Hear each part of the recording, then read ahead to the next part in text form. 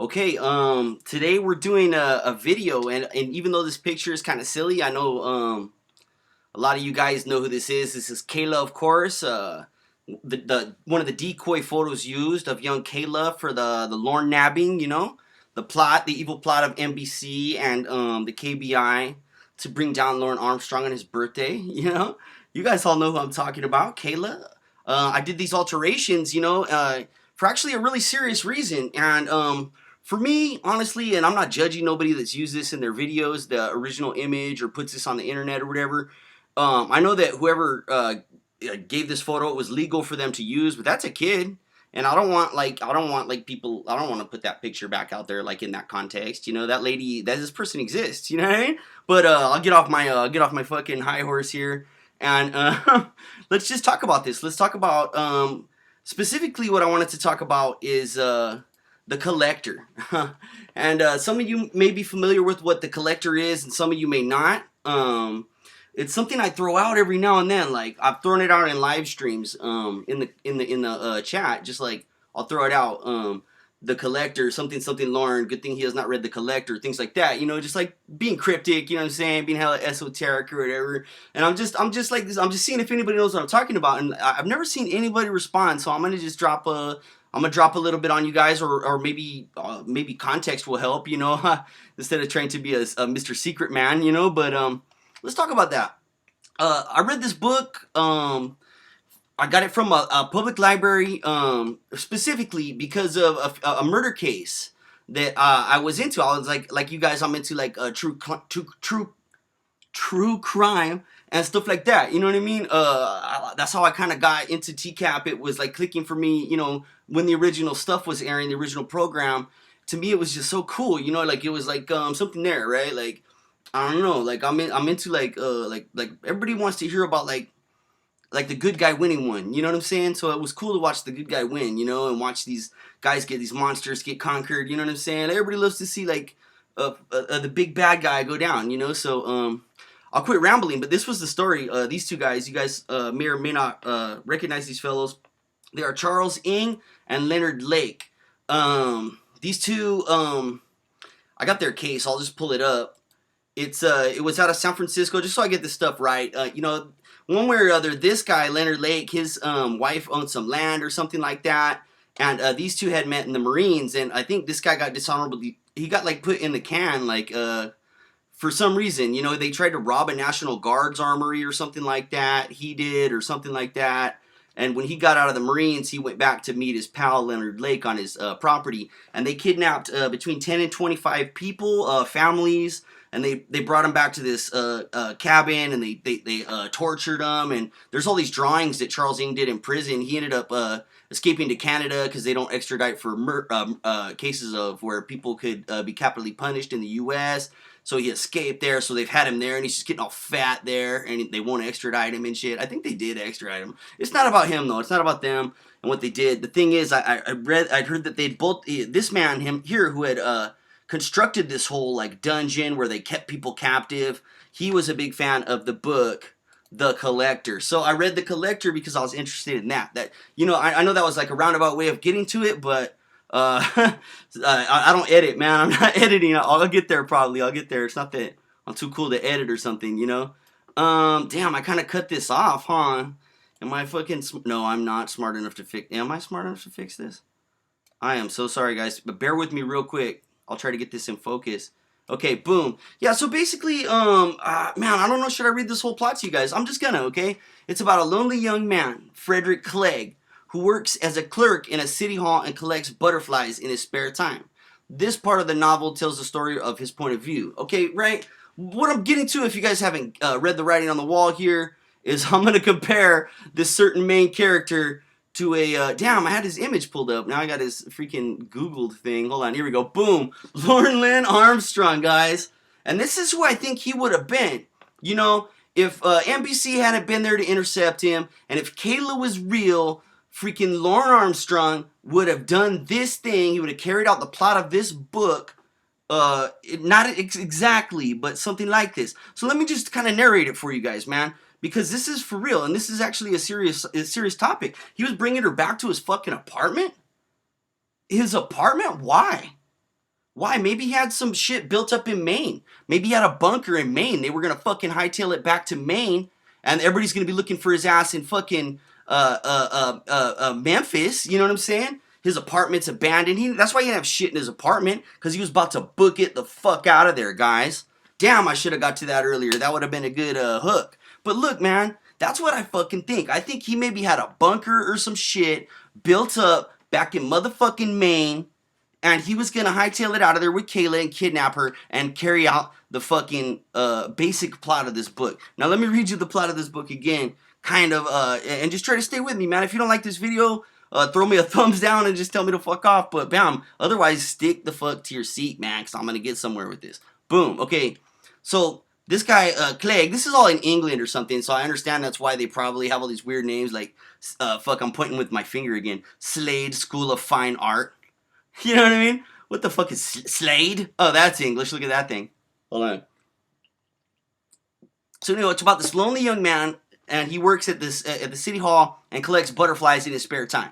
Okay, and he is obsessed with this girl, Miranda Gray, um, a fine art student at the Slade School of Fine Art, and he admires her. He's looking at her from a distance. He's unable to get in contact with her because he is socially underdeveloped. Not sure who that maybe sounds like, but you could figure it out. You know what I'm saying? One day he wins a lot of money in the football pools, which is like, to me, probably football pool. If I'm guessing, probably that's like soccer, because the English people call it soccer football. And they're betting. Okay, whatever. He quits his job and buys an isolated house in the countryside. Who fucking had one of those, Lorne? Anyway, he feels lonely, however, and wants to be with Miranda. Unable to make any normal contact, Clegg decides to add her to his collection of pretty preserved objects in the hope that if he keeps her captive long enough, she will grow to love him. So damn, so maybe he was going to do that.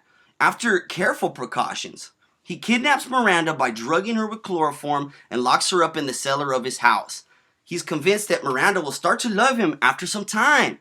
However, when she wakes up, she confronts him with his actions, which is so cool because if you've ever followed like the calls and Lornography and stuff, what does Tiffany do? What did they do with him? I didn't even think of that. I read through this once just to make sure I wasn't tripping, because I read that book like, I don't know, 7 years ago. Excuse me. And but what do they do, these decoys? They confront him with his actions. Clegg is embarrassed and promises to let her go after a month. He promises to show her every respect, pledging not to sexually molest her and to shower her with gifts and the comforts of home on one condition: she can't leave the cellar. Now, this actually kind of overlaps because it's also like, trot your ass up to Maine. Why don't you come up here, and then you'll see that I'm the real guy, and you'll find me when you see me face to face. Blah blah blah blah blah blah blah. Maine. So that's kind of there. But I think, and I'm just kind of fucking around with the kidnapping Kayla. But what about that empty apartment? And what about that guy who's always helped him, that went after him with Molly to the fair, Tony? Who else had a little team like that? You know what I'm saying? A little team of homies that knew each other from way fucking back, that always has his back, that was his only friend. What do you think about that? Maybe he had a property up there. Maybe he had a cellar. I don't know. I don't know. That's for you guys to decide. Now, I'm going to get back to the collector. Okay. The second part of the novel is narrated by Miranda in the forms of fragments from a diary that she keeps during her captivity. Miranda reminisces over her previous life throughout this section of the novel, and many of her diary entries are written either to her sister or to a man named G.P., whom she respected and admired as an artist. Miranda reveals that G.P. ultimately fell in love with her and consequently severed all contacts with her. So I'm not sure exactly. I don't remember that part of the book. I was reading. I do remember the part where she was writing her diary. I don't remember this GP character, but that's funny because of Dan and this and that, right? I'm saying like these other male characters. That's why it's such a good story, Lornography. Like if you pay attention to it, it's such a good story. It's just so fucked up. You just hear it in all these different chunks. It's like a book you read, but you don't read one chapter at a time in sequence. You just read chapter 1, chapter 7. Maybe starting on chapter 99, but there's hundreds of chapters. It's such a trip, and like the more you look at it and the more you study it, it's just like a classic story, just like this is. Like there's only so many ways to tell a story if you Ever took a story writing class or some bullshit or screenwriting or something? I mean, there's like 3 ways to tell a story basically or something. Like, I'm wrong. But anyway, at first Miranda thinks that Clegg has sexual motives for abducting her, which I'm sure Lorne did. You know what I mean? But we'll get back to this. But as his true character begins to be revealed, she realizes that this is not true. She begins to pity her captor, comparing him to Caliban in Shakespeare's play The Tempest because of his hopeless obsession with her. Clegg tells Miranda that his first name is Ferdinand, so he's making up a fake name. I don't know if Lorne did that. I think he always uses his real name. I think he likes the sound of his own name. Eventual winner of Miranda's afflictions in The Tempest. I haven't read The Tempest. I don't know what that's referencing. Here we go. Miranda tries to escape several times. And this is where I'm getting to, like, what would have happened if he actually took Kayla up there? If they actually did that? Like, you know what I mean? But let me, I mean, and you could poke all kinds of holes in what I'm saying. I'm not saying you can't, but that's why learnography is fun, man. Like, everybody's is cool, you know? Like, here. But Miranda tries to escape several times, but Clegg stops her. She also tries to seduce him to convince him to let her go. The only result is that he became confused and angry. I think that's what would happen to Lorne if a girl ever came onto him. He'd, like, I don't know, you slut, you know, and get mad at her. As Clegg repeatedly refuses to release her, she begins to fantasize about killing him. After a failed attempt to do so, Miranda enters into a period of self-loathing. Yeah, I apologize for those hood noises out there. I should have closed my front door. Hold on. Nah, you know what? I'm just going to stick it out. I don't know if you guys can even hear the dogs. After a failed attempt to do so, Miranda enters into a period of self-loathing. She decides that to kill Clegg would lower her to his level. She refrains from any further attempts to do so. Before she can try to escape again, she becomes seriously ill and dies. The third part of the novel, okay, and that's what I think would ultimately happen. I think he would have killed Kayla. It's like a little kid that takes home, like, I don't know, a fucking squirrel and doesn't know how to take care of a squirrel and the squirrel dies. You know, I think it's something like that. Like, he wanted to own her, you know, he wanted to fucking put her in a little box and fucking, you know, just look at that little box. And that's like, that's not love, guys. You know what I mean? Like, I understand. I don't know, man. To a certain degree, you could always, like, and that's what's cool about learnography too, is like, you can see that ugliness in yourself. And that's what you deny, is that ugliness deep down, you know? And that's, I think, what makes, I don't know, I'm always studying for, like, what makes us good and what makes us bad. And, like, you know what I mean? I mean, every bad instinct I've ever had, I see on Lorne. Like, seriously, I don't know if I'm admitting something weird, but, like, to get jealous, I'm like, dang, I could get jealous. And I'm like, nah, I know where that goes. You know what I'm saying? And I've been a little jealous, and, like, nobody is perfect. You know what I mean? Like, but fucking, the point is, like, I don't know. I'm getting lost here.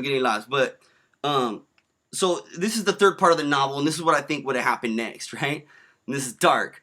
The third part of the novel is narrated by Clegg. We're gonna say Lorne here. You know what I mean? At first, he wants to commit suicide after he finds Miranda dead, but after he reads in her diary that she never loved him, he decides that he is not responsible for what happened to her and is better off without her. He buries her corpse in the garden. The book ends with his announcement that he plans to kidnap another girl. And yeah, I think that's what would have happened. I think he would have been stalking the internet. You know, if the internet hadn't just come out in that time, like if Lorne had been born like 50 years earlier, or something like that, yeah, I think he would have, or 30 years earlier, 20 years earlier, 10 years earlier even, you know, in the 80s he could have got away with that, but just not now. And that's why it's so cool that these girls have done all this to put the spotlight on him, because I think he's a very dangerous man. Other notable readers of the Joseph Fritzl case is a reader of The Collector. He was referencing The Collector. He kept this girl in her basement, you know, for all those years, had kids with her, all that stuff. She did not die, which is another outcome for Kayla that might have happened. You know, if Lorne didn't manage to not kill her, but I think he would have got her killed just from getting rage and drunk. And but anyway, that's the Fritzl case. I'm not going to get into that. These two, of course, this man in particular, whose vision it was.